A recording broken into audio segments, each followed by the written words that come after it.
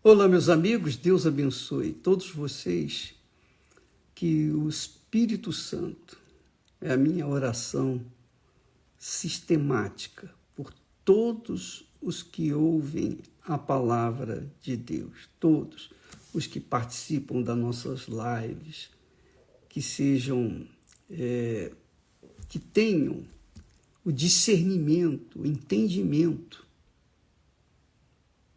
da palavra de Deus, para que venham aplicá-la em suas próprias vidas para a salvação de suas almas. É isso que eu quero. O final das contas é salvar a alma, porque para isso nós fomos chamados, para levar a palavra que salva a alma que é eterna.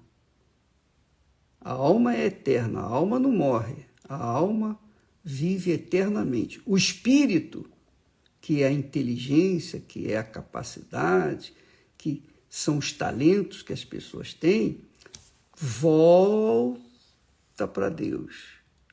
O corpo a gente já sabe, fica aí, volta ao pó. Mas a alma, só a pessoa, enquanto ela está viva, pode decidir o destino final dela. Mas o que eu gostaria mesmo de falar é sobre Sodoma e Gomorra.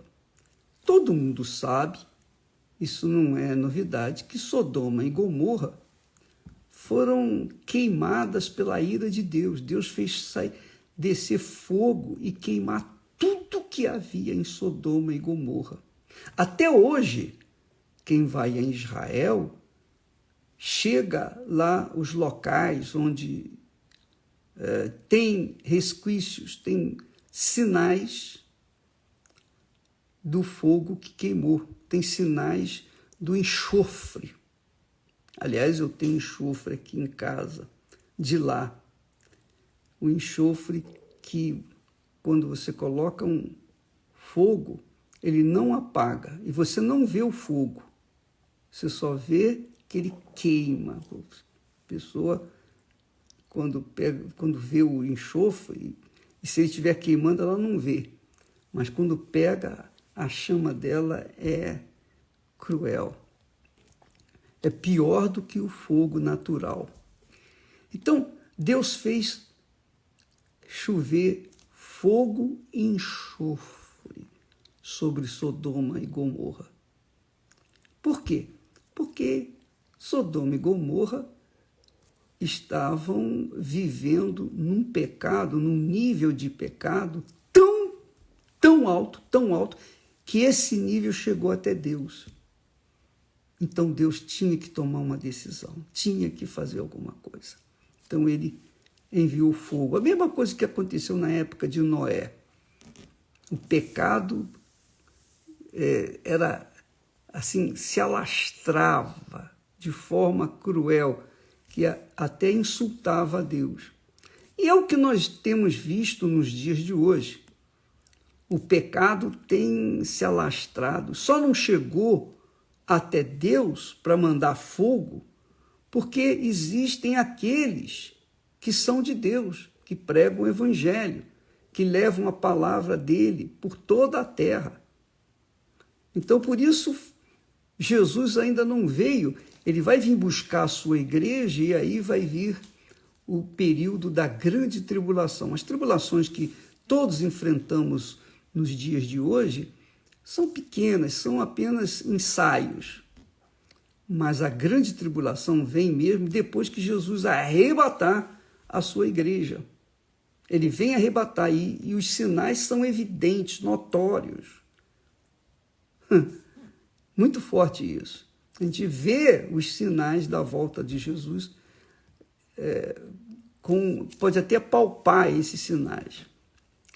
Mas por que Sodoma e Gomorra foram queimadas com a ira de Deus, com fogo e enxofre? Por quê? Por que chegou àquele ponto de depravação moral completa e total? Por quê? Por quê?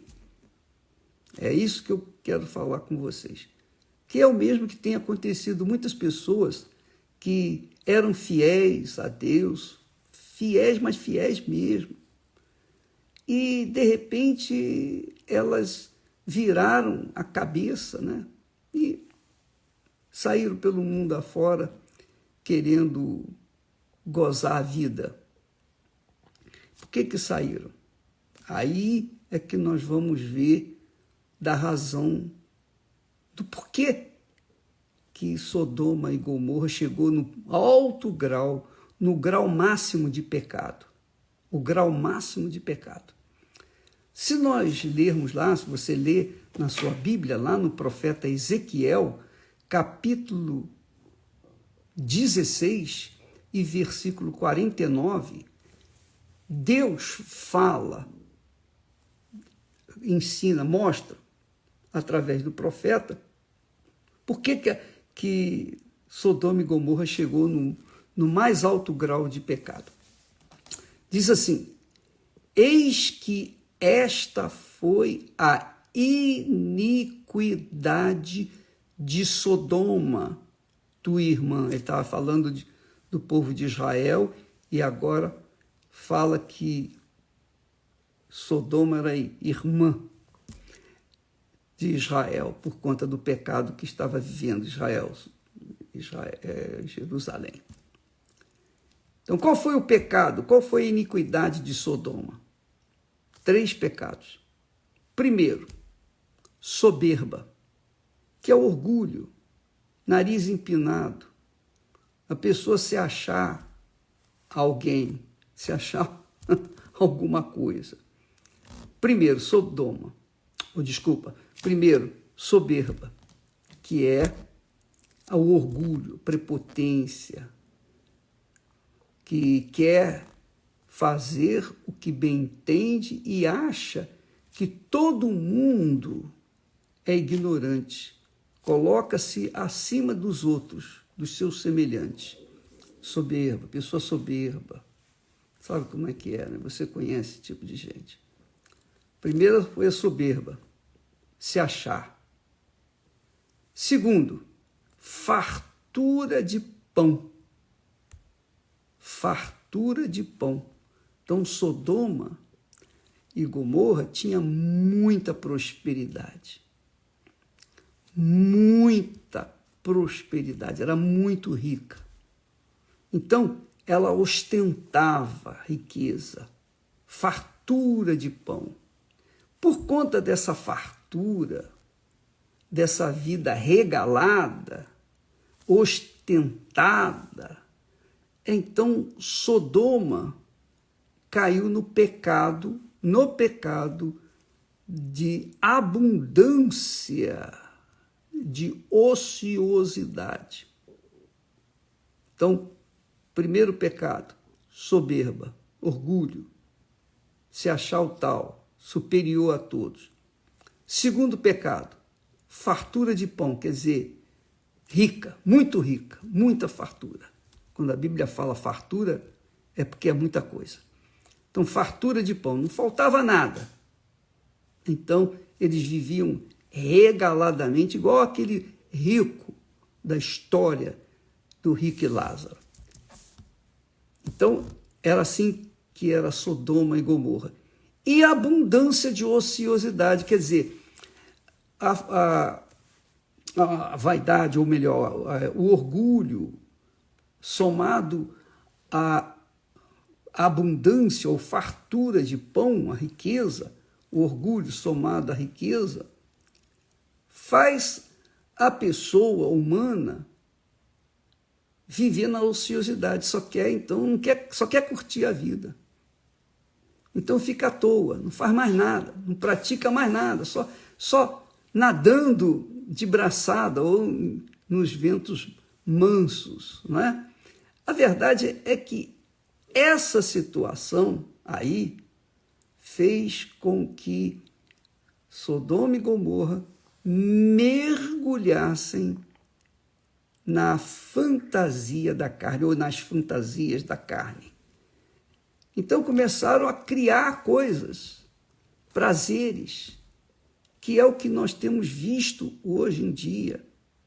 As crianças, até crianças recém-nascidas, são induzidas, obviamente sem saber, pelos maus, pelos perversos, por ricaços que pagam rios de dinheiro para usarem e abusarem dessas crianças.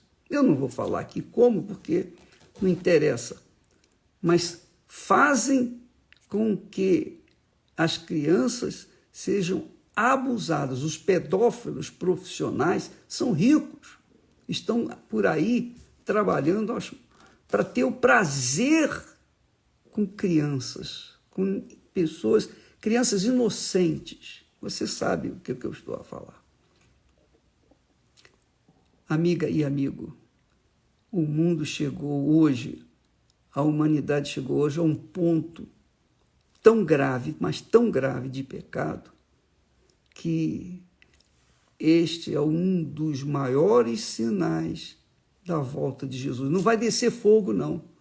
Jesus vai arrebatar primeiro a sua igreja, vai salvar aqueles que temeram a ele, que temem a ele, de forma que andam de acordo com a sua palavra, e então vai deixar esse mundo à solta, segundo a regência, o governo do anticristo. O anticristo, por sua vez, durante 3 anos e meio, vai trabalhar, preparar o caminho para que venha a besta. Essa é a realidade. Ele vai preparar o caminho e governar todo o mundo e fazer depois impor às nações a crueldade de Satanás, todo o furor de Satanás, toda a sua ira.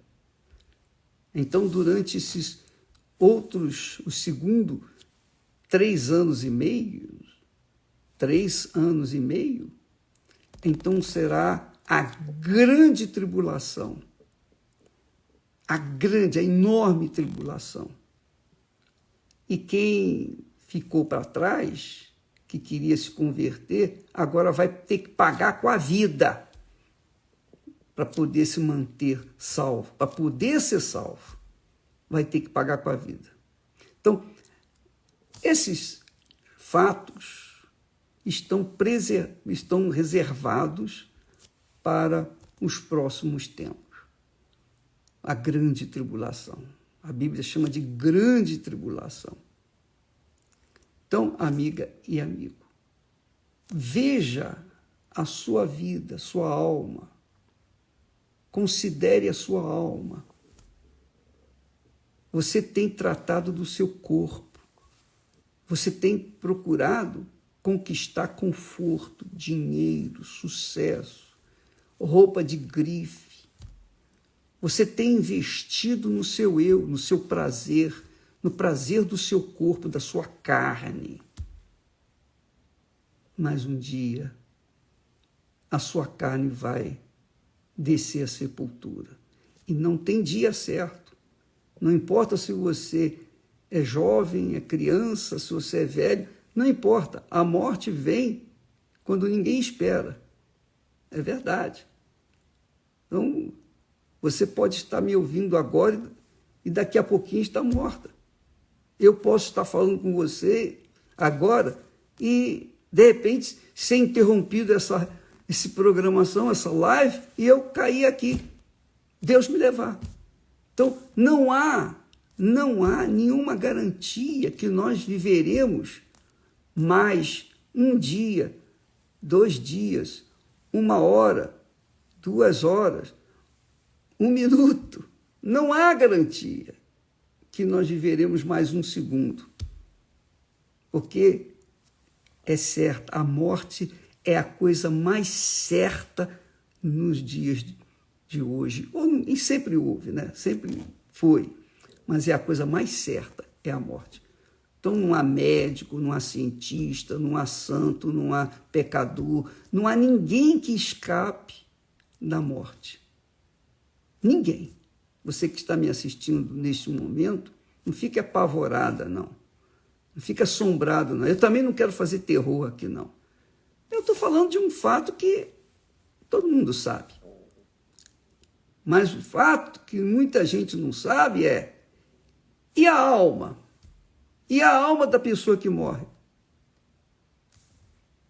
O que vai ser? Jesus disse com clareza: o que adianta você ganhar o mundo inteiro e perder a sua alma? O que adianta? O que adianta a pessoa ostentar bilhões e bilhões de dólares, sair pelo mundo gastando, se vai chegar um momento que vai ficar tudo por aí? As suas riquezas, seus navios, seus castelos, suas mulheres, seus homens, suas vidas completamente entregues ao pecado, tudo vai ficar por aí. Mas a alma, aquela alma, Jesus disse: quem quiser salvar a sua vida, perdê-la-á. Mas quem ganhar, ou quem viver, ou quem servir-me, quem perder a si mesmo, por minha causa, quem quiser perder a sua vida por minha causa, esse achará. Então, amiga e amigo, pense na sua alma, porque cedo ou tarde o julgamento vai vir. Cedo ou tarde todos iremos descer à sepultura, se Jesus não voltar antes. Eu creio que se ele voltar e eu estiver vivo, eu vou com ele. Isso não tenho a menor dúvida. E se eu for promovido antes da volta dele, graças a Deus, não tenho nada a perder, nada, absolutamente nada a perder, porque o mais importante na minha vida é a minha alma. E eu tenho procurado cuidar dela para não perdê-la para o inferno. E você? Talvez você tenha ou esteja vivendo na mentira, na prostituição, no roubo, na corrupção. Na corrupção. Você talvez esteja vivendo uma vida desregrada. E você sabe. A gente não precisa dizer, eu não preciso aqui fazer uma lista de pecados, do que é pecado, porque cada um tem a sua própria consciência. Eu sei o que é pecado. Eu sei se eu cometo um pecado, eu sei que eu cometi o pecado. Na hora, imediatamente, porque a minha consciência me acusa.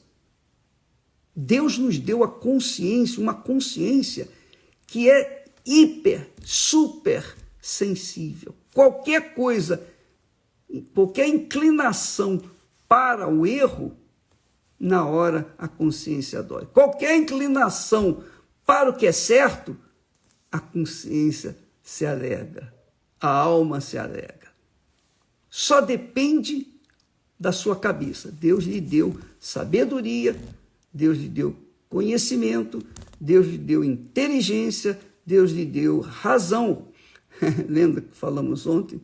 O leite racional sem a adulteração. Então, Deus nos deu a fé, para que por esta fé, por meio da fé, nós venhamos conservar a nossa salvação. É isso que eu queria falar para vocês. E eu estou sendo bastante incisivo, porque o assunto é muito sério. É o mais sério de todos. Os médicos curam os enfermos, ajudam as pessoas a terem saúde, os remédios, as cirurgias. Há uma ciência neste mundo que ajuda o ser humano a viver uma vida mais confortável. Mas, quando chega a hora da morte, não tem ciência, não tem conforto, não tem dinheiro, não tem nada. A pessoa vai embora. Por exemplo, se você é uma pessoa que tem depressão, você sabe, você sente dor na alma, a sua alma grita. O que você quer fazer? Você fica tão desesperada que você pensa, eu vou tirar a minha vida. Só que você mata, você destrói o seu corpo, mas a sua alma não.